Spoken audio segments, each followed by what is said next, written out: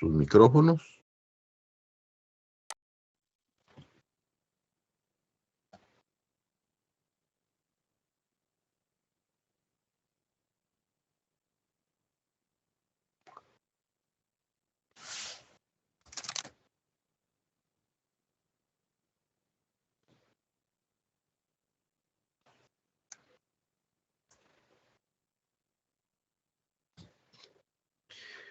Muy bien, jóvenes, muy buenas noches. Ibarra les saluda. Vamos a dar nuestra clase del día de hoy, que tiene que ver con miología cardiovascular. Vamos a compartir la pantalla. Me hacen favor de comunicarme si está compartida. Sí, doctor. Sí, muy bien. Muy bien, entonces vamos con nuestra clase del día de hoy, que se llama semiología cardiovascular. Como ustedes saben, la semiología cardiovascular es un acercamiento a los pacientes con enfermedades cardiovasculares. Todo paciente que tenga la sospecha de una enfermedad cardiovascular, entonces van a poder, no, es lo que vamos a accesar. Esto, por supuesto, de una manera sencilla. Creo yo que está muy al nivel de ustedes para que podamos aprender todos juntos. Siempre empiezo con estas fotos. El lado izquierdo está el Instituto Nacional de Cardiología Ignacio Chávez, que fue donde yo estuve en México, y del lado derecho el edificio principal de la UNAM con sus respectivos logotipos. A los que les gusta el deporte, aquí al fondo está el Estadio Azteca. De alguna manera, pues el reto es para todos ustedes, y incluimos siempre este proverbio de Salomón que dice: toda cosa guardada para tu corazón, porque de él viene la vida. Y cuando hablamos de esto, nos referimos obviamente a las que va circulando contracciones cardíacas, como también a las emociones que conlleva cada paciente. A veces hay que investigar las emociones de los pacientes porque encontrar ustedes enfermedades cardiovasculares como palpitaciones, por ejemplo, incluso hasta infartos. La primera parte de la charla tiene que ver con los síntomas, y aquí vamos a ver estos 6 síntomas cardinales de enfermedad cardiovascular. Vamos a verlos uno por uno: dolor precordial, disnea, palpitaciones, síncope, edema y cianosis. Si un paciente tiene alguno de esos síntomas, existe la posibilidad de que el paciente pueda tener algún problema de origen. Vamos a empezar con el precordial. El dolor precordial generalmente suele ser de tipo opresivo, es decir, que el paciente siente en el precordio, en el centro del esternón, siente dolor de pecho y siente que le están apretando el pecho. Este tipo de dolor, la gente el paciente lo refiere como una sensación de angustia, como una sensación de un peso encima, y que hace que le cueste respirar. Generalmente el dolor empieza en esfuerzo, pero obviamente va progresando hasta que de pronto ya se presenta en reposo. Generalmente al inicio el dolor se alivia en reposo.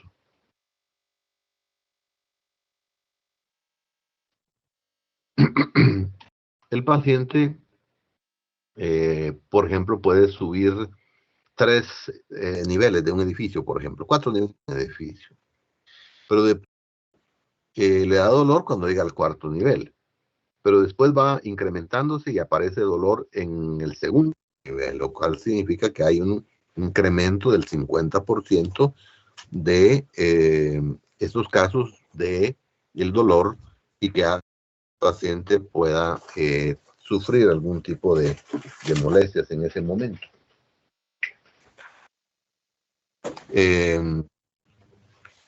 Y obviamente hay momento en que el dolor ya no se alivia en reposo porque le da hasta en reposo. Tiene la característica que se alivia con nitroglicerina, dilatador, un proveedor de óxido nítrico, y generalmente tiene irradiación al cuello, brazo y hombro izquierdo. Esos son la forma como el dolor aparece. Esta es más o menos una imagen, una figura de cómo se presenta el dolor y cómo tenemos diagnósticos diferenciales distintos. Ustedes pueden verlos todos ya en cuando vean en reprise esta conferencia, cómo dependiendo en dónde ubicado el dolor, pues así va a ser el diagnóstico diferencial que ustedes puedan llegar a tener. El segundo síntoma tiene que ver con la disnea, que es la sensación subjetiva de falta de aire.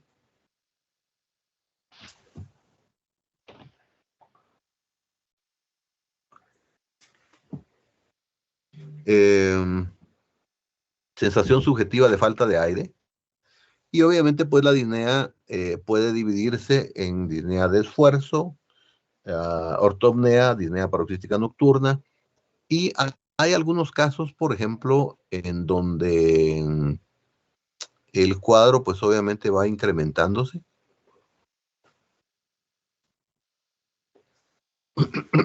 De forma progresiva se va incrementando y el paciente puede limitar su esfuerzo. No sé si ustedes, bueno, ya pasaron la medicina interna, así que ya deben de saber de la clasificación de la New York Heart Association, la NIHA, en donde el estadio 1 pues es aquel paciente que en el esfuerzo rutinario no presenta disnea, el grado 2 en el esfuerzo rutinario, el grado 3 pues ya puede presentar disnea en reposo o incluso hasta edema pulmonar, que es prácticamente ya el grado 4. O sea que depende la clase funcional de la New York Heart Association. Es una forma práctica, aunque es bien subjetiva, ustedes pueden ayudar a encasillar a un paciente con el tipo de disnea que pueda tener. Aquí ven ustedes unas radiografías comparativas entre dos pacientes. Primero tiene una radiografía totalmente normal. Y vean el siguiente cómo tiene un poquito de cardiomegalia y tiene infiltrados en alas de mariposa. Prácticamente todo lo que ustedes ven blanquecino en toda esta parte de acá y también por acá. Y obviamente la silueta cardíaca está extendida, hay cardiomegalia. Ese paciente va a tener más disnea que cualquier otro.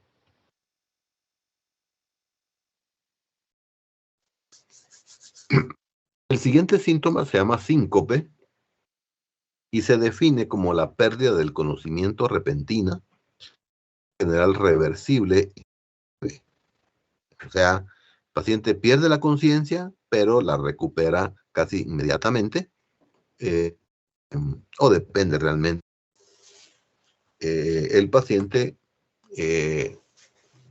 debemos de incluir en el diagnóstico diferencial lo que es la miocardiopatía septal asimétrica, que es la enfermedad de los deportistas que mueren en el campo, estenosis valvular aorta, que es una estrechez de la válvula, coartación de aorta, que es una estrechez de la arteria aorta, bloqueos auriculoventriculares y, por supuesto, arritmias. Las taquiarritmias pueden generar el síncope.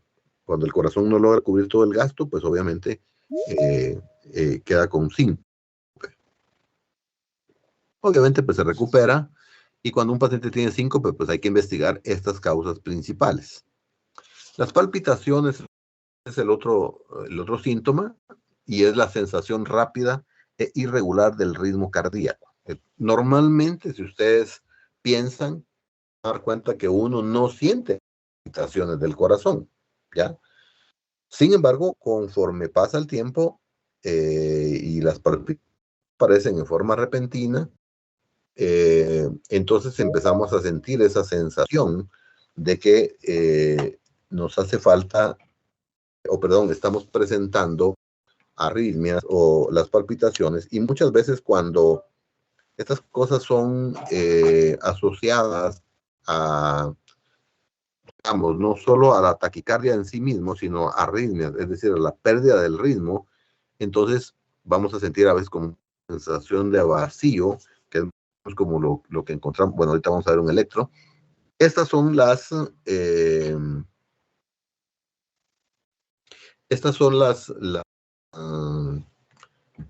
causas principales, las causas principales de palpitaciones. Tiene que ver con anemia. Paciente anémico obviamente va a presentar eso, ansiedad, problemas de la tiroides, hipoglicemia, prolapso de la válvula mitral, sustancias estimulantes, por ejemplo, ahora tenemos las bebidas energizantes, que muchos las están usando. Probablemente muchos estudiantes de medicina, drogadicto con este tipo de cosas. Hay ciertos medicamentos, como los medicamentos para la tos, para tiroides, uso de alcohol, el uso indiscriminado de alcohol, sobredosis de medicamentos, y por supuesto las arritmias son causas de palpitaciones.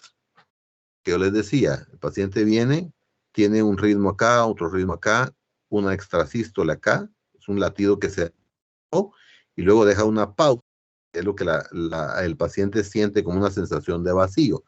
Si ustedes se dan cuenta, por ejemplo, aquí en esta imagen, tiene un ritmo totalmente normal, en este caso, una fibrilación auricular con el ritmo regularmente irregular, que es la forma como está. Es la acumulación de líquido en el espacio extracelular o intersticial, además de las cavidades del organismo. Es un síntoma muy frecuente en falla cardíaca, aunque también va asociado a falla renal, falla hepática, problemas metabólicos, pueden en este tipo de cosas. Hay ciertos medicamentos también que pueden producir edema, como los calcioantagonistas, por ejemplo. La cianosis, que es la coloración azulada de la piel y de las mucosas, esta está producida por una oxigenación muy pobre de la sangre, generalmente asociado a anomalías cardíacas y también, por supuesto, problemas respiratorios. Si esto lo presentamos en un niño menor de un año, por ejemplo, vamos a hablar de una cardiopatía congénita cianógena. Si lo vemos en un adulto mayor, por ejemplo, 60 años, generalmente va a haber una causa pulmonar, es lo más frecuente, o a menos que tenga una causa cardíaca hacia, pero que por no resolverse, cianógena. La cianosis está asociada a este tipo de cardiopatías congénitas que hay cardiopatías con acianógenas, o sea, sin cianosis, y con cianosis. Las acianógenas fundamentalmente son tres. La CIA, que es la comunicación interauricular, la CIB, que es la comunicación interventricular, y la persistencia del conducto nervioso, la PCA. Estos pueden tornarse en cianógenos cuando no se resuelven y les da hipertensión pulmonar, entonces, que normalmente es de izquierda a derecha, se transforma de derecha hacia la izquierda. Las cianógenas, aquí les puse las principales. Hay todo un libro sobre las principales cardiopatías congénitas cianógenas, pero las más comunes es la tetralogía de Fallot, la transposición de grandes arterias, la atresia pulmonar y la anomalía de Epstein. Muy bien, en cuanto a los signos, uno de los primeros son los pulsos, la onda de presión provocada por la expansión de las arterias como consecuencia de la circulación de sangre bombeada por el corazón. Básicamente está hablando de la sístole ventricular que la envía, y prácticamente esa onda de presión producida por la expansión de las arterias va sintiéndose durante todo el trayecto como que se estuviera produciendo al mismo tiempo. Esta es una figura de cómo nosotros debiéramos de evaluar los pulsos. Mi recomendación siempre es empiecen por la cabeza hasta los pies y evalúen cada uno de ellos y observen, o mejor dicho, si hay alguna obstrucción o ausencia de pulso o pulso disminuido en alguna de las áreas que yo les estoy por acá. La presión arterial no nos vamos a detener mucho porque esto hay una clase específica para eso. define como la fuerza que ejerce sangre contra las paredes de las arterias. Eso es presión arterial. Siempre debemos considerar que la forma correcta de la presión va a determinar mucho el tipo de presión que ustedes van a encontrar. A veces nos encontramos con cuestiones de mal posición, el brazo colgando, el paciente ha tomado café, que ha corrido en los últimos 30 minutos. Entonces, todas esas cosas, esos detalles hay que considerarlos para tomar la arterial. En cuanto a los soplos, normalmente nosotros no encontramos soplos cardíacos.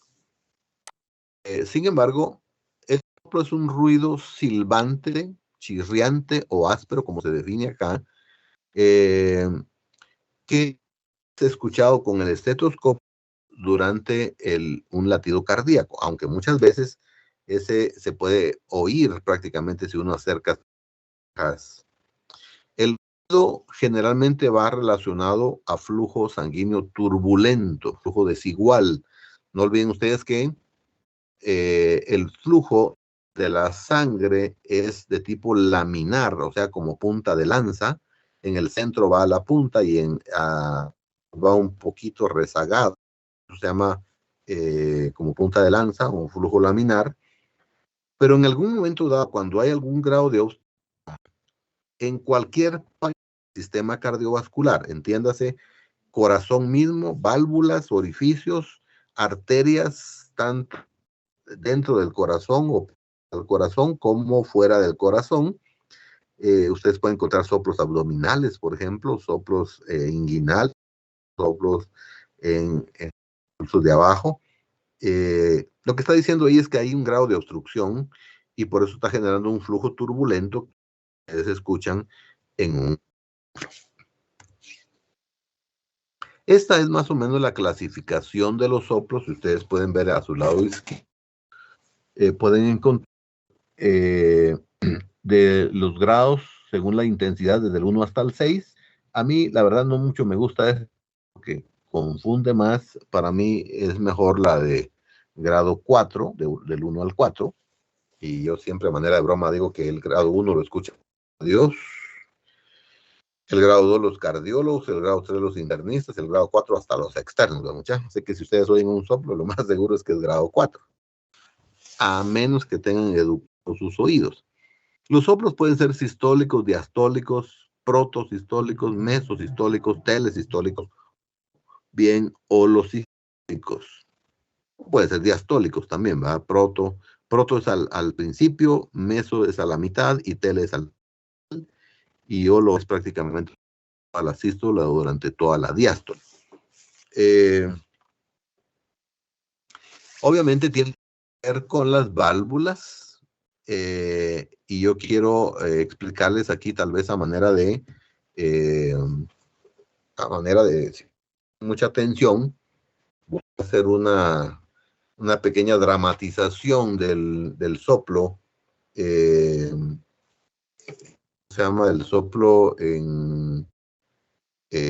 cómo se escuchan los soplos, cómo podemos nosotros escucharlos en el momento que estamos con el estetoscopio sobre el pecho.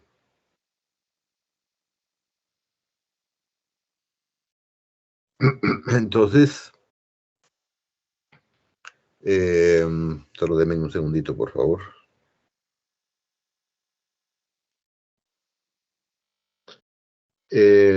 Entonces, si ustedes le ponen atención, por ejemplo, un soplo sistólico. Un soplo sistólico generalmente es lo que más se escucha porque es el que tiene mayor intensidad y que atención. Generalmente es el primer ruido y se escucha así.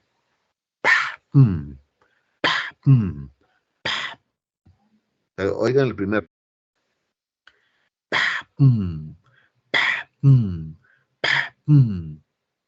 Y el diastólico se oye.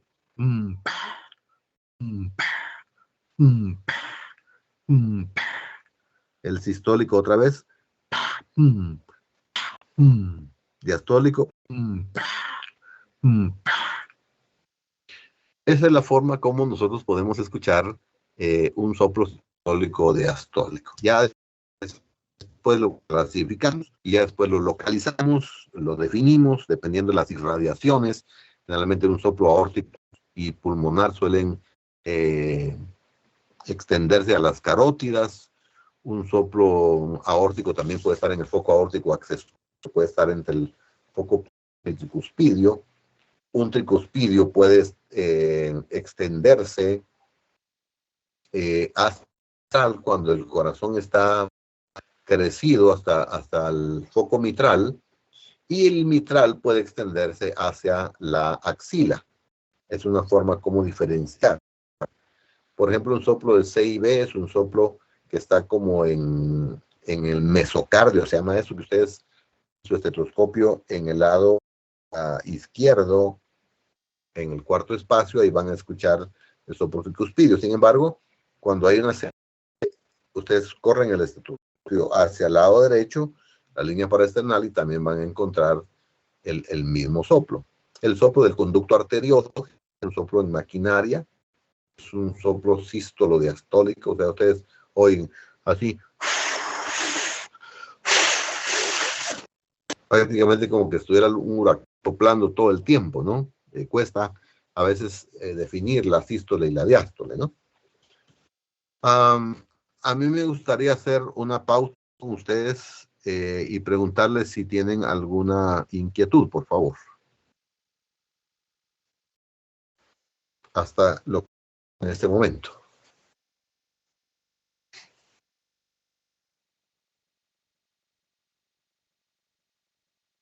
¿No hay ninguna pregunta?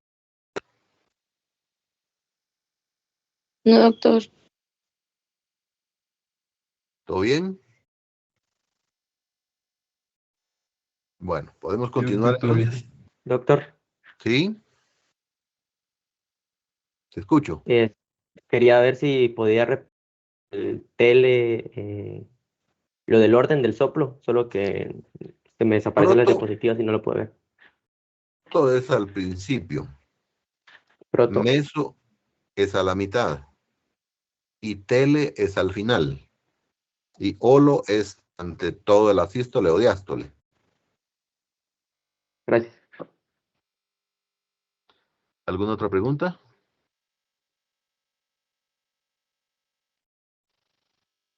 Muy bien, entonces vamos a continuar con la charla, los métodos diagnósticos.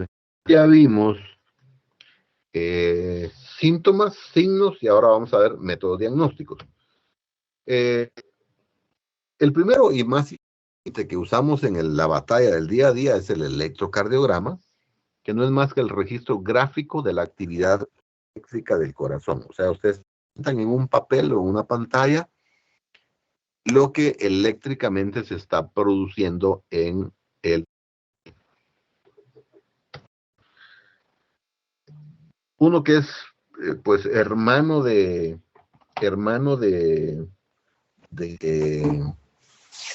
el electrocardiograma, es la prueba de esfuerzo. No es más que un electrocardiograma, pero obtenido en esfuerzo. Póngale mucha atención a esto. Una prueba de esfuerzo generalmente nos sirve para detectar isquemia. Por cierto, ustedes que no están en la clínica familiar, tenemos prueba de esfuerzo en la clínica familiar.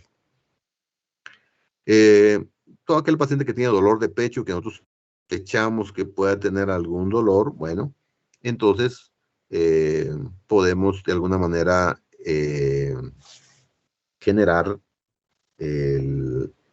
¿cómo se llama? El electrocardiograma en esfuerzo para evaluar si tiene o no riesgo de isquemia. Y la otra cosa es la evaluación de arritmias y evaluación del nodo sinusal. Hay pacientes que cuando hacen esfuerzo es cuando se les desarrolla una taquicardia, o, por ejemplo, gente anciana que tiene disfunción del nodo sinusal. Lo que hacemos es subirlo a una banda y ver cuánto se le incrementa la frecuencia cardíaca estando en esfuerzo. Otro estudio que tenemos en la clínica es el monitoreo ambulatorio arterial, que no es más que un monitoreo de la presión arterial durante 24 horas. Es un estudio que el paciente se lo llega a poner a la clínica, se manda a su casa y de ahí en adelante él ya lo trae de regreso, le está tomando la presión cada 20 minutos en el día y cada en la noche. ¿Cuáles son los diagnósticos que nos puede dar este aparato? Bueno, uno de los que quisiera encontrar es presión normal. El paciente llegó con presión alta a la clínica, pero ustedes le ponen el aparato y le encuentran hipertensión o presión normal. El segundo es que ustedes encuentren hipertensión de forma sostenida, y eso se llama hipertensión arterial sostenida. El tercero es hipertensión de bata blanca, que va asociado a aquellos pacientes que cuando llegan a la clínica, ustedes los encuentran con presión alta, se van a su casa y los encuentran con presión normal. Por eso yo siempre hago la broma a las chicas que deben de peinarse, porque si no, la gente se asusta y se les sube la presión. También hay hipertensión enmascarada, que generalmente el paciente cuando llega a la clínica la tiene normal, pero en su casa o en la noche, ese paciente tiene la presión elevada. Esa es la más peligrosa, diría yo. Y también lo usamos para control del tratamiento, es decir, el paciente que ha tenido ya tratamiento médico y queremos saber exactamente cómo está controlado. Muchas veces los controles en clínica no son tan confiables como hacer un mapeo de la presión de 24 horas. Y esto es más o menos lo que ustedes encuentran en la medición del monitoreo ambulatorio de presión arterial. Lo que ustedes ven acá es la presión sistólica. Lo que se ve acá, desde aquí, el color celeste, acá el color gris, es de día. Y de aquí todo lo gris hasta acá lo blanco de nuevo, es de las 10 de la noche a las 6 de la mañana. Y aquí es de las 6 en adelante, dependiendo de la hora en que ustedes le hayan colocado el aparato. Normalmente se espera que la presión un 15-20% durante la noche. Y luego, pues ya el aparato nos da mediciones, nos hace estadísticas, nos da un promedio y ahí ya podemos interpretar. Vamos a hablar un poquito de eso en la clase de hipertensión. El otro estudio es la prueba de inclinación. Consiste en acostar al paciente en una camilla y luego pararlo a 70 grados, conectado a la presión, conectado al monitoreo. Se le coloca una solución. ¿Para qué nos sirve esta prueba? Es útil para investigar causas de síncope, especialmente síncope neurocardiogénico y taquicardia postural ortostática. Estos pacientes con síncope neurocardiogénico son los pacientes que al momento de estar así, en esa postura, se desmayan y obviamente les da hipotensión y les da a veces así bloqueos AB. Y el contrario, el paciente con taquicardia postural ortostática es el paciente que estando acostado, por ejemplo, tiene 70 de frecuencia y cuando se para le sube hasta 110, 120. O sea, hay cambios en la frecuencia cardíaca durante el cambio de postura. Esto es lo que se conoce como disautonomías, es alteración en el sistema nervioso autónomo. Tiene que ver con el nervio vago. Por eso es que cuando alguien se desmaya, es que tuvo un síncope vasovagal. Luego tenemos otro estudio que es demasiado importante, que es el ecocardiograma, que es útil para evaluar las cavidades cardíacas. Por ejemplo, en este caso tenemos un ecocardiograma en un eje largo. Aquí está el ventrículo izquierdo, aquí arriba está el ventrículo derecho. Vean ustedes esto acá. Ahí está señalando la arteria, perdón, la válvula mitral, cómo está estrecha. Aquí otra vez la aurícula izquierda, que es esto, está dilatada. Esta es la salida de la aorta.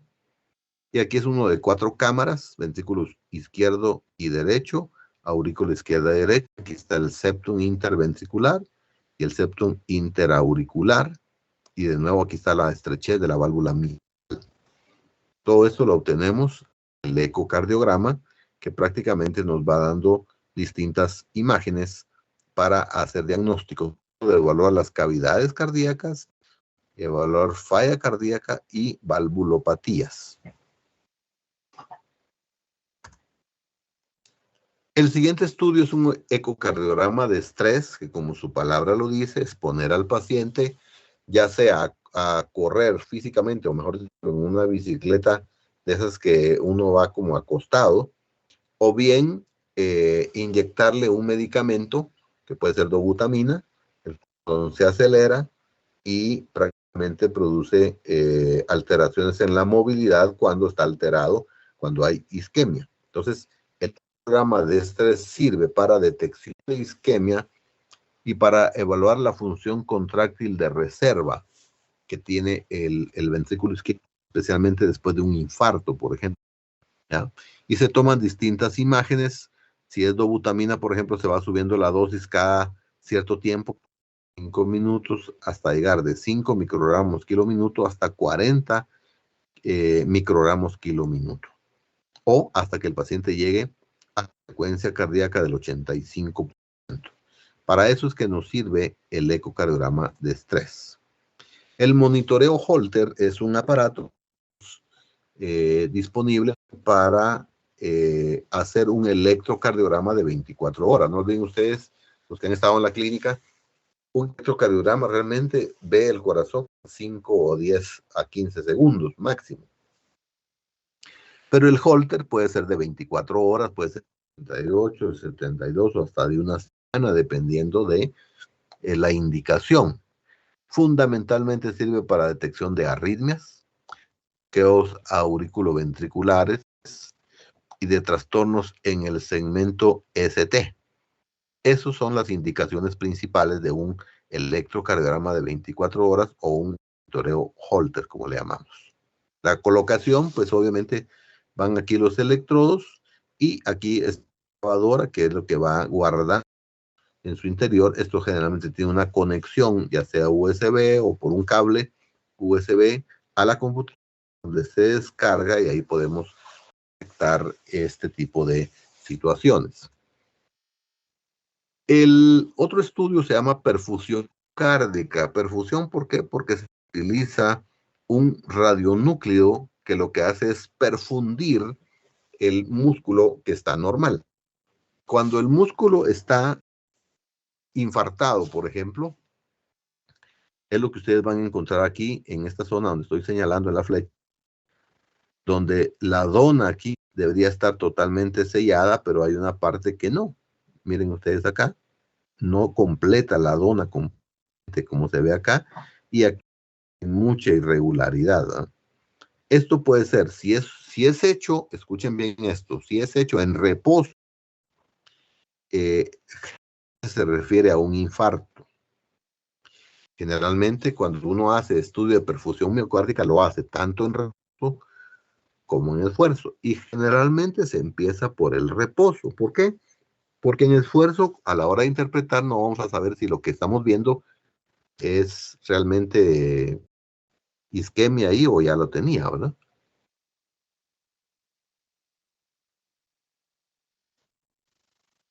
Entonces, ¿qué es lo que hacemos?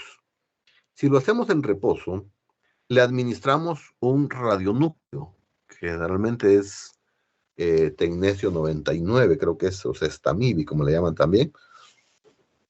Se inyecta y luego el paciente se traslada a una gamma cámara, que es como una resonancia más o menos, directa al corazón, y va grabando todo cómo se funde.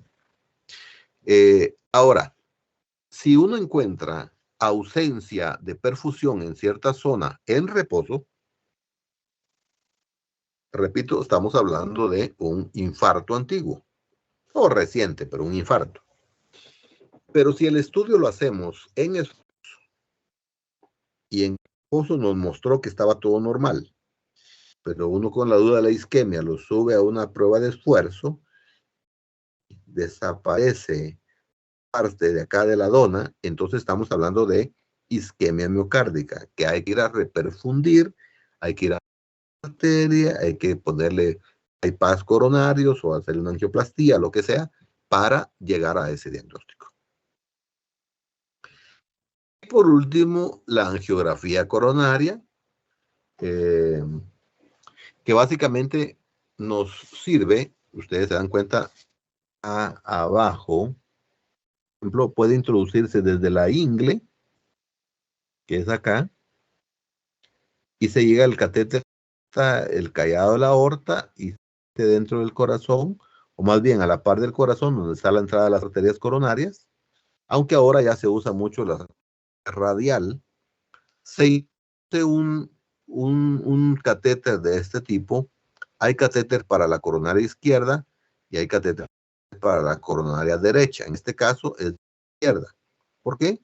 Porque aquí lo que ustedes están viendo es la arteria izquierda y dividida en dos grandes ramas. Una que es la descendente anterior, que es la que va hasta acá, hasta la punta, miren, que es la parte anterior. Y la otra es la circunfleja, que le da la vuelta al corazón, por eso se llama circunfleja.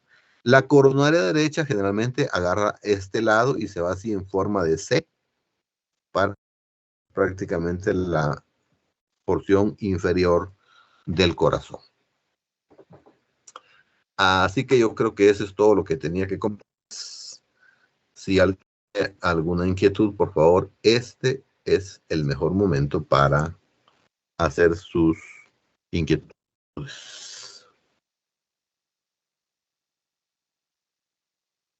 Doctor, buenas noches. Disculpe la Bueno, pregunta. te escucho. ¿La dobutamina también puede usarse para sustituir la prueba de esfuerzo? Sí, el esfuerzo físico. Los pacientes, por ejemplo, que tienen problemas en las rodillas o simplemente no pueden hacer ejercicio por cualquier razón, entonces a ellos les ponemos dobutamina. Y es como detectamos, digamos, este tipo de problemas usando dobutamina. Por ejemplo, doctor, disculpe, en pacientes de tercera edad, ¿no está contraindicado el uso de la dobutamina o se prefiere hacer así de pues física? Bueno, si el paciente tolera, está bien, pero si no, le pones dobutamina, siempre y cuando no tenga alguna contraindicación o FA, por ejemplo, ahí sí no se podría usar, ¿verdad? Gracias, doctor. Ajá.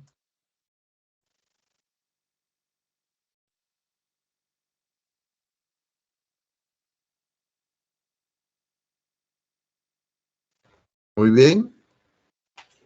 ¿Alguna otra pregunta? No.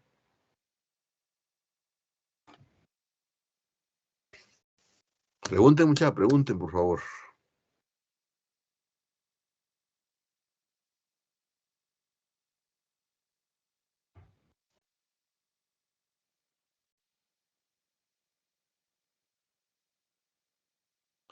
Muy bien.